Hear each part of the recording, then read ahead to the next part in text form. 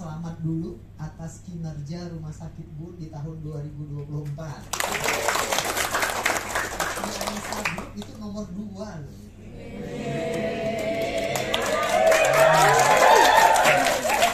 Bentar lagi mengalahkan kakaknya Anissa ini. Kalau mitra lewat. Hebat ini Rumah Sakit Bun. Iya.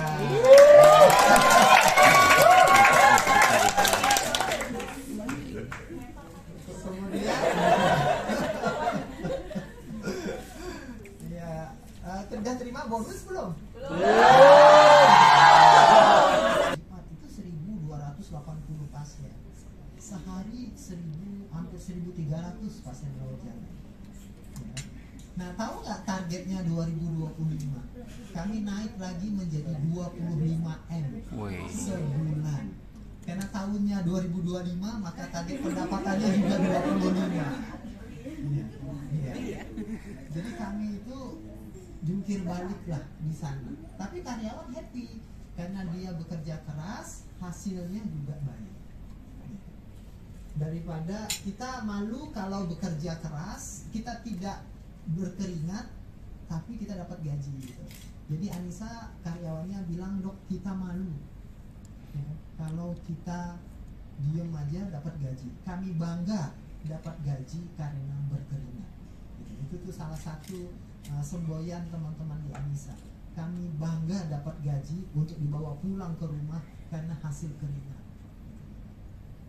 Nah ini ya. Nah hari ini saya diminta Dr. Hoyer untuk memberikan materi kuliah S2 di SH Unggul. Nah ini yang belum S2 mana ini?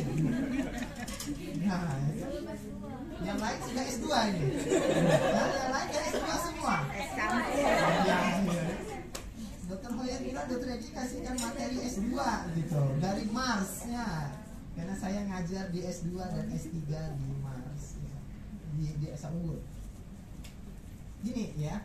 Ini slide yang sangat penting. Ini sudah resume dari semuanya. 1, 2, 3, 4 kali 1, 2, 3, 4, 5. Jadi kira-kira 8, 9, 10, 11, 12, 13, 14, 15, 16, 17. Ada 17 variabel yang saya kumpulkan mewawancarai lebih dari 100 direktur rumah sakit. Ya, coba perhatikan baik-baik. Ini tantangan rumah sakit. Ada 5 kelompok. Yang pertama di BPJS nih. Inilah yang akan dihadapi oleh rumah sakit Bun dan rumah sakit yang lainnya. Ancaman gangguan cash flow BPJS di 2025 paling lama 2026. Pasti akan terganggu cash flow BPJS. Bun mau ngapain nih? Karena teman-teman di NTB sudah dibayarnya hanya 50% dari klaimnya. 50%-nya di pending. Ngajukan 5 miliar yang terrealisasi hanya 2,5 M. 2,5 M-nya di pending sama BPJS. Kira-kira Bun bisa bayar gaji karyawannya nggak? Bisa bayar obat nggak? Nah itu hal yang harus dipikirkan. Skenario kalau itu terjadi, kita gimana ya ngatasinya? Maka cadangan modal harus kuat bagi rumah sakit. Rata-rata sekarang yang tadinya 1 bulan sekarang udah menjadi 2 bulan, 3 bulan mereka memperkuat cadangan modalnya. Apa yang mereka lakukan? 2 hal. Menarik piutang dan merampingkan persediaan.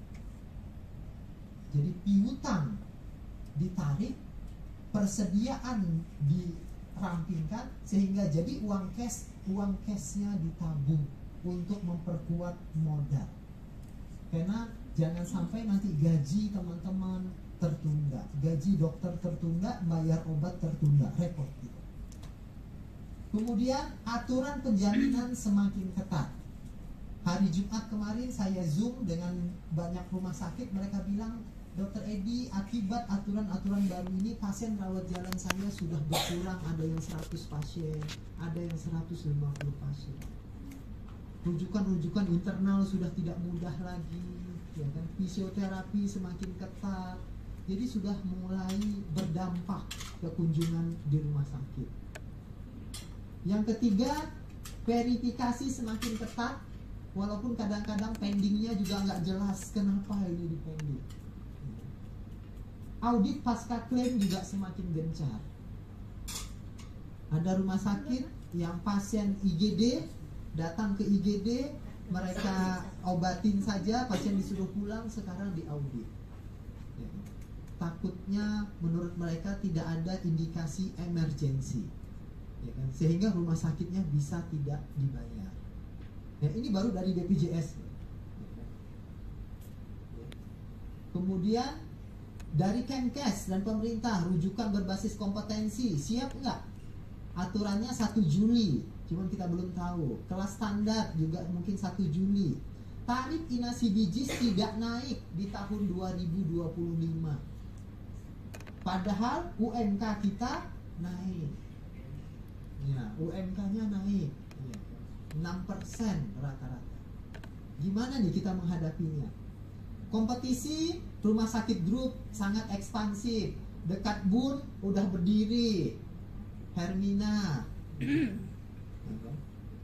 Rumah sakit Kemenkes juga kuat. Strategi pemasaran rumah sakit juga semakin agresif. Jadi dari sisi kompetisi, banyak rumah sakit yang tadinya non BPJS sekarang menjadi rumah sakit BPJS. Sesama BPJS pun memperebutkan pasien juga setengah mati sekarang. Nggak lagi duduk, kita pasien datang. Jadi marketing rumah sakit harus kuat. Satu rumah sakit yang saya bina sampai 11 marketingnya. 11 orang tenaga marketingnya di luar manajernya. Jadi dengan manajer itu dia baru 19. Jadi Anissa nanti bisa 2 kali lipatnya kalau teman-teman nggak cepat naik. Wajar nggak jadi gaji karyawan Anissa 2 kali lebih tinggi dari Bun? Karena Anissa karyawannya bekerja 2 kali lebih tinggi. Satu karyawan kita baru menghasilkan 19, Anissa sudah 37. Teman-teman paham?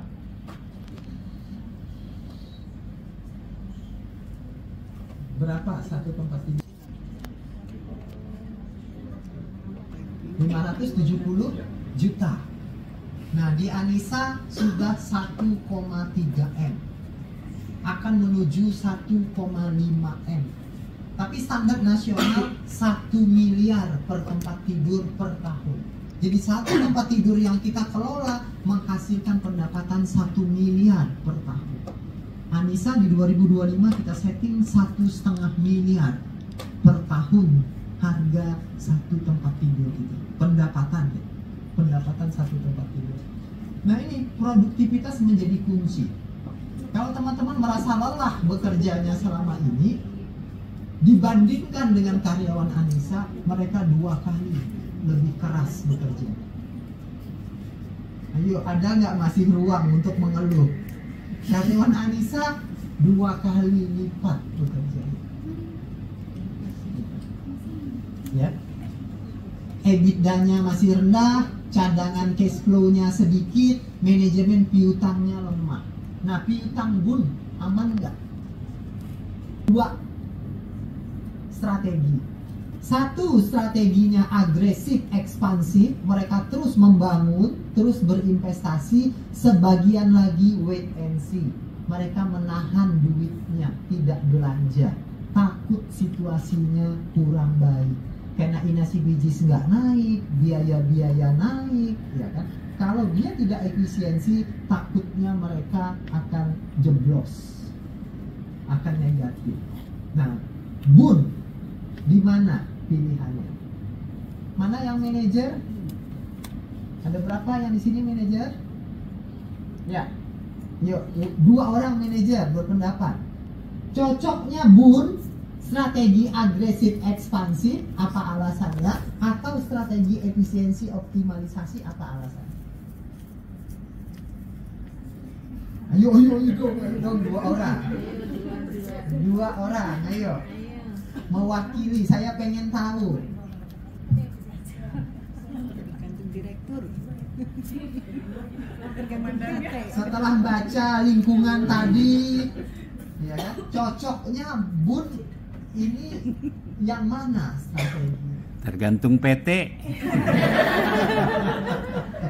Silakan.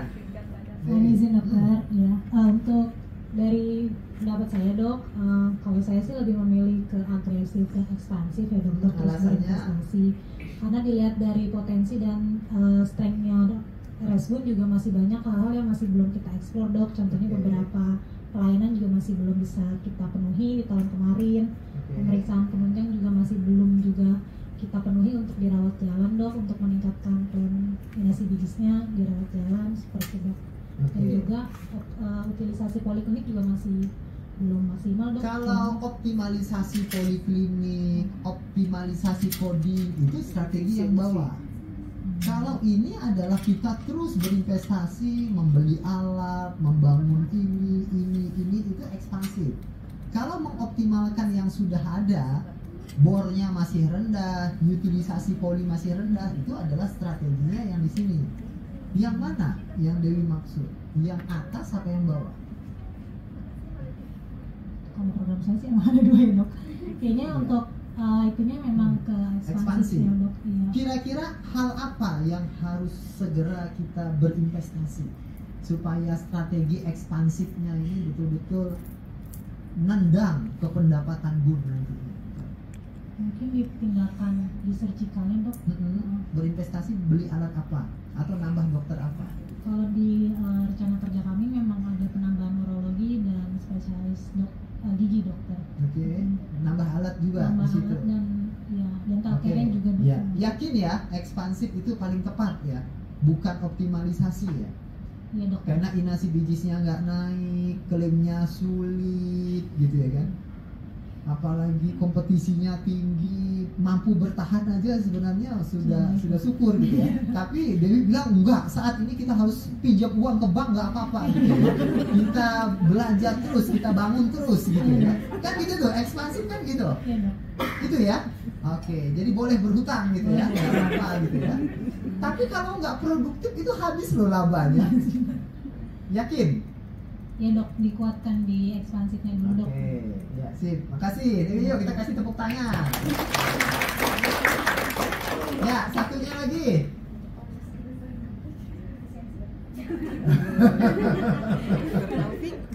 Ayo, anu ya. Ini level manager kok. Iya, kan? Harus berani speak up, harus berani speak up. Enggak benar salah, enggak ada yang benar salah. Ini mah pilihan aja. Ayo satu lagi, saya pengen dengar pendapatnya. Dokter Yose bagian kesmik. Yang sedang memantau.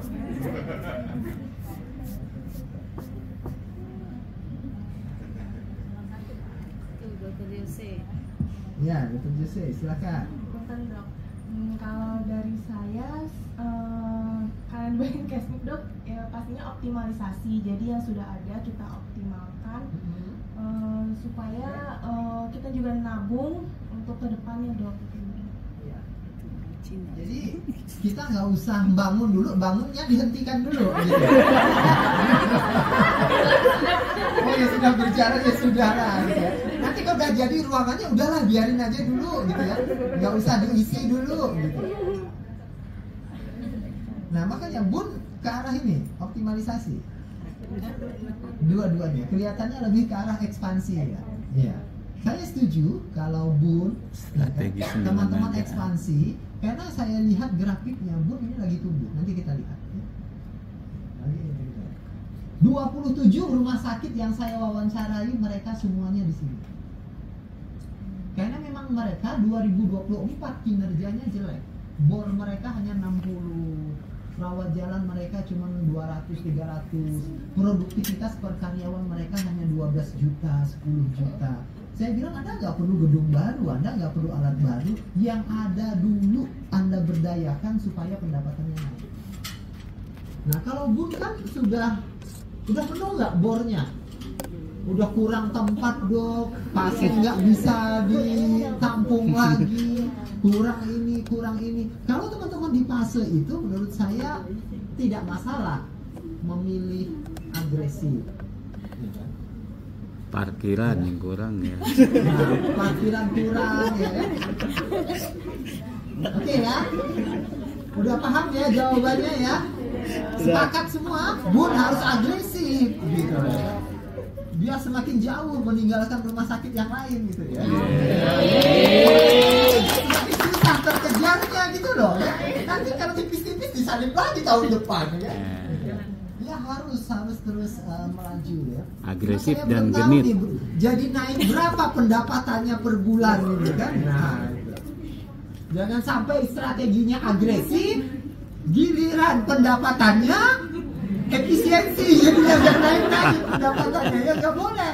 Kalau di sini agresif, pendapatannya juga harus naik signifikan. Itu nggak konsisten namanya itu gitu loh ya kan. Ya. Nah itu kan takut nggak tercapai dong gitu ya. Ya oke. Nah apa respon rumah sakit menghadapi hal tersebut?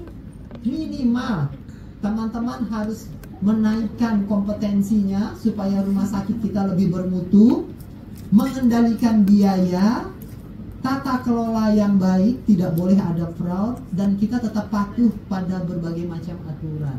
Jadi 4 hal ini dikerjakan oleh semua rumah sakit saat ini. Rumah sakit pertama, kata saya, naikin dulu deh kompetensinya, mutu dulu supaya pasien datang. Era sekarang tidak mungkin teman-teman bicara efisiensi dulu, nggak mungkin.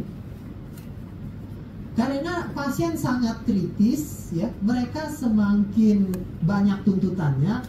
Rumah sakit kita harus bermutu dulu supaya pasien datang. Setelah itu barulah kita kendalikan biaya. Pada saat pasien sudah datang, kita kendalikan biaya, kita nggak boleh fraud. Ya. Nah saya di Persi Banten bersama Dr. Hoyer baru saja 1 Januari 2025 ini satu rumah sakit di Kabupaten Tangerang diputus kerjasamanya sama BPJS. Direkturnya kemarin telepon tinggal 5 hari lagi Dr. Edi nasib kami.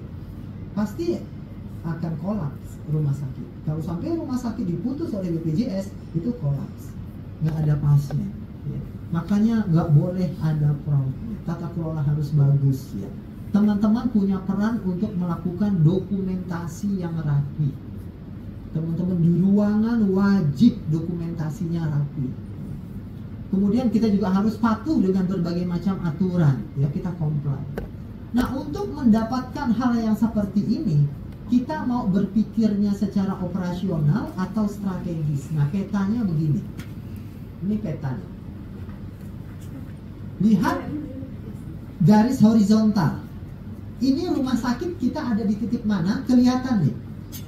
Kalau orientasi kita lebih banyak pada proses, bukan pada orang, maka fokus kita ke kiri.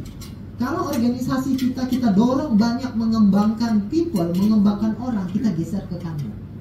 Kemudian orientasi kita apakah strategik atau orientasi kita lebih ke arah operasional hari-hari. Nah, kira-kira Bun di kuadran 1, 2, 3, atau 4? Banyak nih. Ayo. Deretan ini, kalau melihat peta ini, Bun lebih banyak bicara operasional proses, atau operasional people, atau proses strategik, atau people strategik. Teman-teman lihat aja, sebenarnya kelas rumah sakit Bun itu di level mana masih? Apakah sudah berpikir sangat strategis, atau masih banyak berpikir operasional, atau berpikir people, atau proses? 1, 2, 3, 4. Di mana? Di titik 1, siapa? Yang angkat tangan, yang setuju, Bu, di titik 1?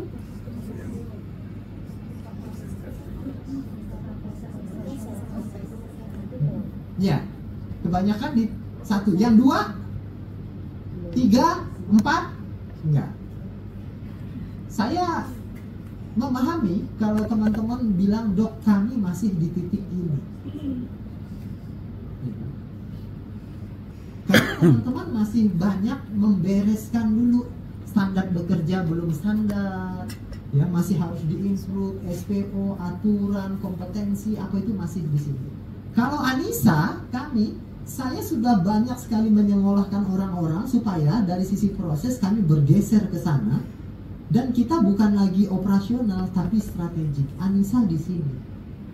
Sehingga kami mau mengembangkan layanan neurologi center, misalnya jantung atau apapun, itu kami mudah karena orang-orangnya sudah ada di sini, tinggal strategisnya yang saya kembangkan. Kalau Anissa kita bermainnya di kuadran. Tapi Bun menurut saya pasti masih di titik ini. Pelan-pelan Bun harus mengembangkan people sehingga bergerak ke sana, karena yang masa depan Bun bukan di sini. Masa depan Bun ada di kuadran sebelah sana. Nanti orientasinya baru kita dorong ke strategi. Jadi gesernya dari sini, bukan lewat ke atas ke kanan. Petanya dari sini ke sini. Nanti akan ada karyawan-karyawan yang terbaik, ya kan? Baru dia naik ke atas. Petanya. Jadi dari sini bergerak ke kuadran 2, baru bergerak ke kuadran 4. Itu patternnya. Nggak bisa dari sini langsung ke sana, itu nggak bisa. Jadi Dr. Hoyer, Bun ke depan ini harus banyak mengembangkan people-nya. Setelah people-nya berkembang, maka operasional kita akan jadi bagus. Baru ke depan 2-3 tahun kita naik ke strategiknya. Layanan apa yang mau kita kembangkan sebagai keunggulan bersaing dari rumah sakit ini. Kalau saya tes, ada yang bisa menjelaskan kuadran ini? Ayo, ada yang berani? Bonusnya ditambah sama Dr. Hoyer? Ya. Kalau ada yang berani menjelaskan ini kelihatan sederhana, tetapi konsep ini bisa menentukan arah organisasi mau bergerak kemana. Itu arah pengembangan organisasi. Semakin sederhana sebuah tools, dia semakin powerful. Ada yang mau menjelaskan, mengulangi tadi yang saya sampaikan? Bun harusnya apa yang harus dilakukan ke depan? Apa saya tunjuk nih?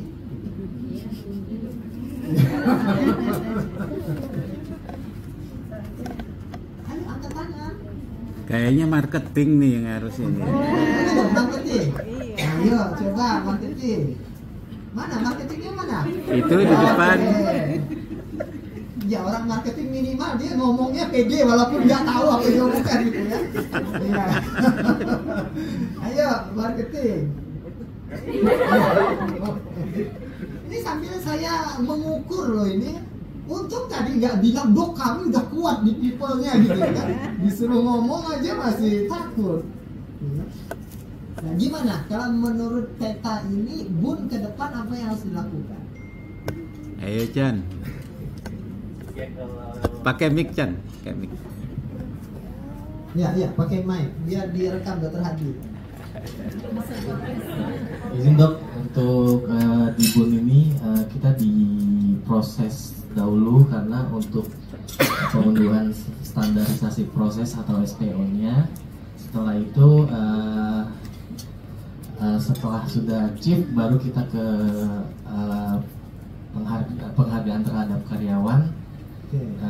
Dan setelah itu baru kita naik ke people untuk merubah manajemen perubahan untuk berinvestasi pada kompetensi baru.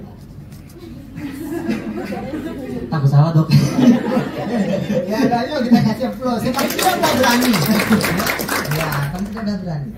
Jadi teman-teman harus bergerak dari kuadran ini, berfokus pada proses dan operasional, harus bergerak berfokus ke operasional dan people. Jangan terjebak di titik ini terlalu lama. SPO masih belum selesai, SPO belum dijalankan, pekerjaan masih belum efisien, itu di titik ini nggak boleh terlalu lama. Bun akan kalah bersaing. Sambil jalan Dr. Hoyer membereskan ini, kita dorong teman-teman untuk ditingkatkan kompetensinya, ya kan? Sehingga nanti teman-teman cepat bergerak ke titik ini, lalu nanti akan naik ke kuadran ini. Yang terjadi saat ini, rumah sakit terjebak di titik ini, nggak selesai-selesai, makanya dia akan kalah bersaing. Untuk menang bersaing di masa depan, kekuatannya bukan pada proses, tapi pada people, orangnya. Makanya kan perawat di Anissa 300 orang semuanya nurse, perawat spesialis yang kita sekolahkan ada 10 orang, koordinator semuanya, master keperawatan dan S2. 50 orang di Anissa itu S2, wajib S2. Memang Anissa mendorong kekuatannya pada people, sehingga waktu kita mau berinvestasi pada layanan-layanan baru itu gampang sekali karena orangnya sudah kuat. Oke ya.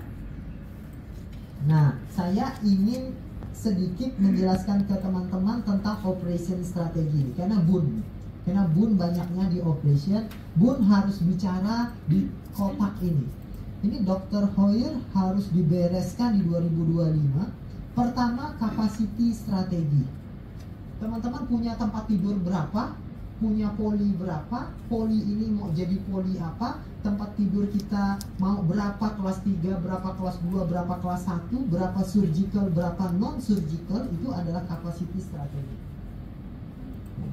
Kemudian proses, kita improve semua dengan teknologi. Karena kita sudah pakai Asia, tidak ada masalah. Lagi kita bongkar semua di Asia untuk obat, untuk itu ini. Mudah-mudahan awal tahun kita juga dapat software yang lebih powerful. Semua proses bisnis kita bongkar dengan teknologi. Kemudian purchasing-nya harus kuat. Purchasing-nya harus kuat. Jadi bagian pembelian, baik purchasing medis maupun non medis, perbekalan medis maupun perbekalan non medis harus kuat. Jadi ini adalah ruhnya kalau kita masih di operation. Kemudian bunganya, quality harus bagus, cost harus efisien. Pada saat delivery, pada saat kita mendeliver service ke pasien, harus ramah, harus cepat, ya kan? Harus memuaskan, dan kita harus fleksibel. Flexibility itu penting ya. Kelas 2 penuh kita harus ngapain gitu ya. Jadi kita harus luas. Orang nggak bisa yang ini, dia harus ditawarkan yang lain. Itu kita harus fleksibel. Tidak bisa take it or leave it, ambil atau tidak. Jadi teman-teman harus punya jiwa servis yang tinggi. Harus problem solving kalau pasien datang ke tempat kita. Jangan nggak mau tahu. Ya, ini operation strategi, ya kan? Karena kelihatannya Bun ini yang menjadi PR besar. Jadi kapasitinya, Dr. Hoyer juga di laporan bulanan kadang curhat masalah kapasitas ini adalah ilmu operation. Prosesnya supaya lebih cepat, lebih efisien, kita enhance, kita perkuat dengan teknologi. Kemudian purchasingnya juga harus bagus, ya. Bunganya 4 ini harus tercermin ke 4 itu. Nah, Lean Six Sigma juga boleh terus dilakukan karena teman-teman di kuadran yang continuous improvement. Apa bedanya kalau Lean? Lean itu adalah kita menghilangkan non-value added activity, kita membuang sampah-sampah. Kalau Six Sigma itu kita menghilangkan variasi. Ini adalah standarisasi, yang ini menghilangkan non-value added activity, menghilangkan aktivitas yang tidak memberikan nilai tambah. Makanya konsepnya menjadi Lean Six Sigma. Ini bisa menjadi tools untuk rumah sakit Bun. Nggak cukup sekarang hanya lean management saja, kita tidak banyak sampahnya, tetapi bervariasi antar dokter itu nggak bisa. Maka sekarang Six Sigma-nya juga dimasukkan ya, jadi menghilangi variasi. Nah, sekarang saya sampaikan sedikit ya 3 persoalan rumah sakit. Saya memperkirakan Bun persoalannya harus diperkuat di teamwork-nya. Jadi ada 3 persoalan rumah sakit, infrastruktur SDM IT, ada persoalan organisasi, dan ada persoalan manajemen. Menurut saya Bun harus memperkuat di teamwork-nya. Karena kalau saya perhatikan dalam tumbuh kembang organisasi, kan kita punya PLC, Product Life Cycle kalau di marketing. Kalau ini adalah Organization Life Cycle. Ini Bun baru dilahirkan gitu ya. Dia berkembang. Dia akan mengalami krisis leadership di titik ini. Kemudian kalau dia berhasil mengatasi itu, dia maju lagi, dia akan mengalami krisis delegasi. pendelegasian controlling. Kalau dia bisa melewati ini, dia akan masuk ke fase ketiga. Organisasinya sudah sangat besar, dia akan menjadi organisasi yang sangat birokratis. Nah, kelihatannya kalau Anissa sudah di titik ini, warna hijau ini, Anissa. Karena karyawannya sudah banyak, layernya semakin banyak, tantangannya adalah semakin birokratis. Nah, Bun ada di biru ini atau di hijau ini? Hijau muda. Kira-kira Bun ada di 1 atau 2? 1. Kelihatannya Bun di 1 ya. Masih di fase entrepreneurial, Bun mau menuju ke titik ini. Ya kan? Menuju ke titik ini, teman-teman harus bisa melewati ini. Kalau ini lebih ditentukan oleh foundernya, ya, oleh pemiliknya. Founding fathers-nya itu adalah pemiliknya yang banyak mewarnai organisasi kita. Setelah itu lewat, nah kita manajemen lah yang mengambil alih. Manajemen lah yang harus kuat kalau kita mau berpindah ke titik kuadran yang kedua ini. Manajemen harus dominan. Dan krisisnya adalah, lihat, krisis leadership, bukan direktur. Leadership adalah di berbagai macam lini, ada di 3 lini leader. Di level direktur, di level manajer menengah, atau di level koordinator. Ini 3 level. Baru karyawan. Nah, organisasi yang kuat adalah organisasi yang koordinator, leader di level koordinatornya kuat, manajernya kuat. Jadi direktur hanya banyak direction aja, ngambil keputusan. Bun kekuatannya di sini nomor 2 atau nomor 3? Di layer 1, di layer 2, atau di layer 3 kekuatan Bun?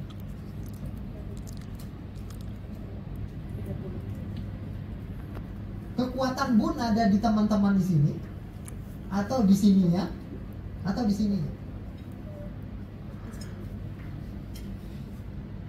Teman-teman yang berada di manajer ini, supervisor, koordinator ini, merasa udah bisa menjalankan tugasnya dengan baik. Teman-teman sebagai manajerial, bukan fungsional ya.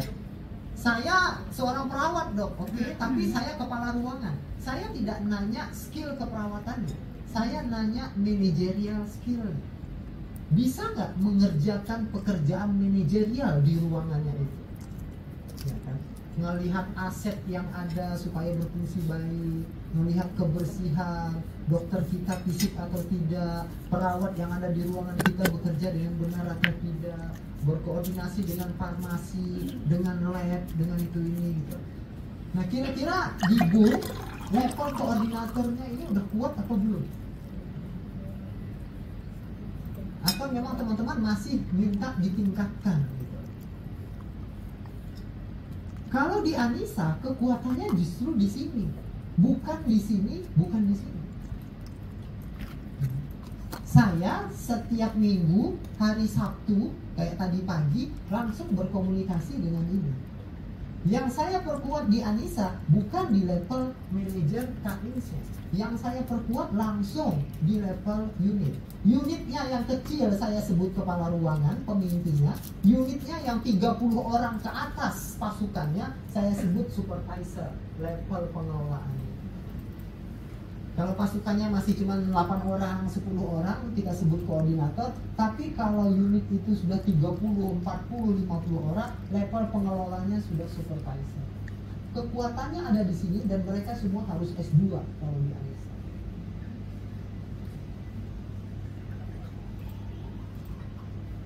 Yuk, kalau Bun gimana?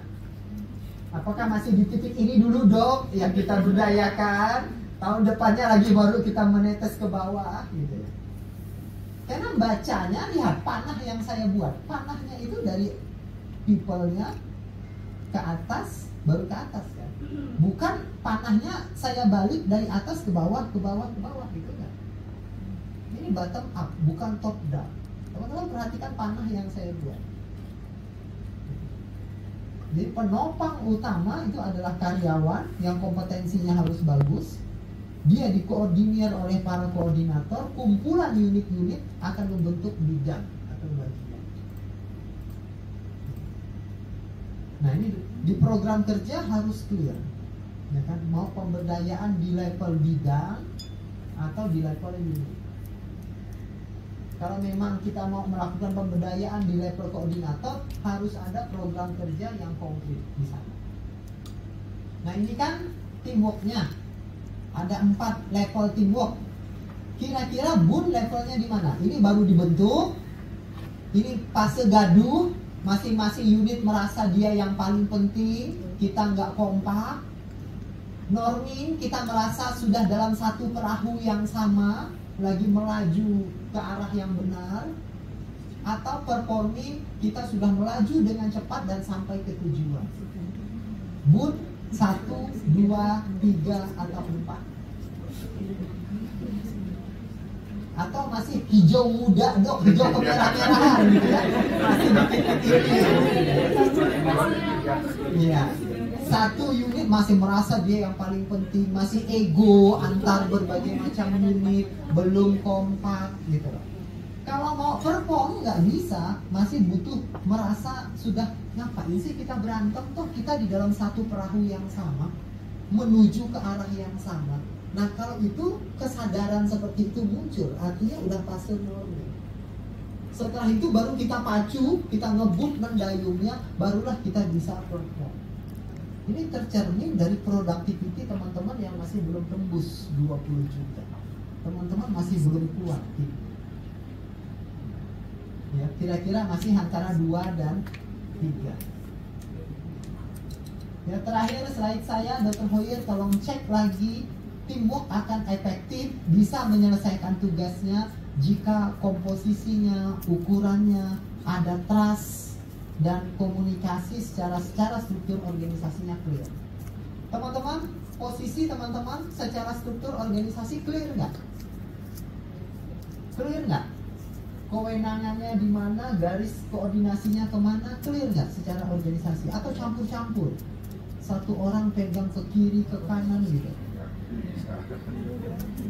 Tidak akan mungkin teamworknya bagus kalau campur-campur. Itu infrastruktur pertama, secara struktur organisasi harus clear dulu.